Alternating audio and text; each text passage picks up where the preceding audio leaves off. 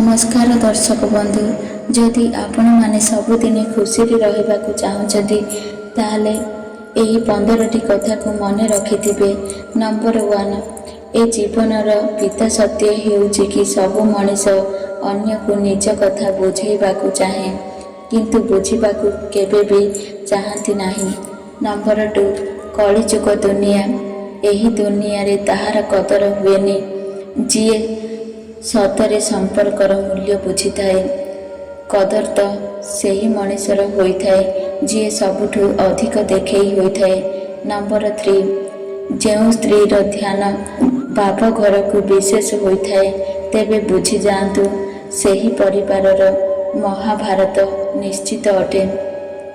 कथाटी शुणिबाकु खराब लागिपारे किंतु एहा ही समाजर अतुट सत्य। जदि खुशी पाई काम करिवे तो खुशी मिलिब नाही, किंतु जदि खुशी होई करी काम करिवे तो सफलता आउ खुशी दुईटी जाक मिलिब। कादुअरे गोड़ पशिगले पानी कल पाखकु जिबा दरकार, किंतु पानी कल को देखी करी कादुअरे पशिबा कथा नुहे। सेहीपरि जीवन रे खराब समय आसिले टंकार व्यवहार करिबा दरकार, किंतु टंका को देखी करी खराब रास्ता रे जीवा कथा नुहे। मनीष जेबे किछि भूल करिथाए सेठी से डाहाण बाम आग पछ सबु जगह देखि थाए, किंतु ऊपर को देखिबा भूली जाइथाए। जीवन रे 5टी सत्य, माँ को छड़ा केही तुमको अधिक भल पाई पारिबो नाही, गरीबर केही बंधु होई पारिबो नाही।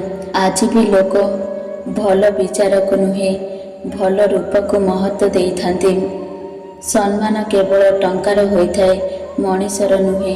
जेउ मनीष को सबुठु खास भाविबे सेही मनीष ही दुख आउ कष्टर कारण होइथाए।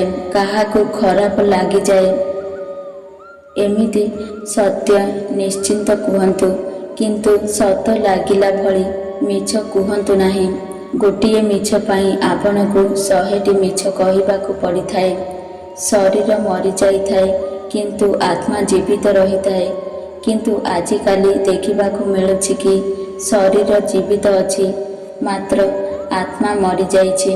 मुखर कटु कथा कोपरार विषठु भी विषधर होइथाए। जेतेबेले मुखर कटु कथा चोट मारी थाए तो सेठी केवल हृदय को नुहे जीवन को मध्य बेजान करि देइथाए। आजिकाली टिके संभालिकी रहिबा कथा, काहेकि ना एठी मनीष खुशी छड़ाई नहीं खुशी रहिबा पाई दुआ देइथांती। पर स्त्री बिछणार साथ देई पारिबो, किंतु जेतेबेले मनुष्य बेमार पड़िथाए हॉस्पिटल रे पड़िथाए सेठी निजर पत्नी आउ निज परिवारर ही काम रे आसीथाए, बाहर स्त्री काम रे आसी न थाए।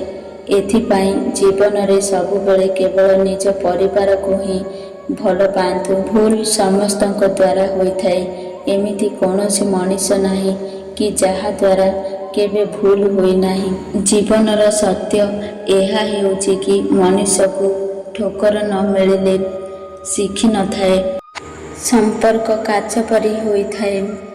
एहाकु संभाली करी रखिबे, काहेकि ना एहाकु भांगिबा गोटे क्षण आउ गढ़िबा पाई वर्ष लागि जाइथाए।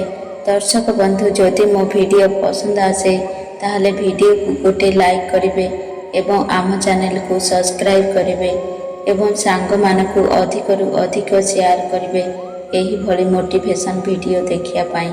जय जगन्नाथ।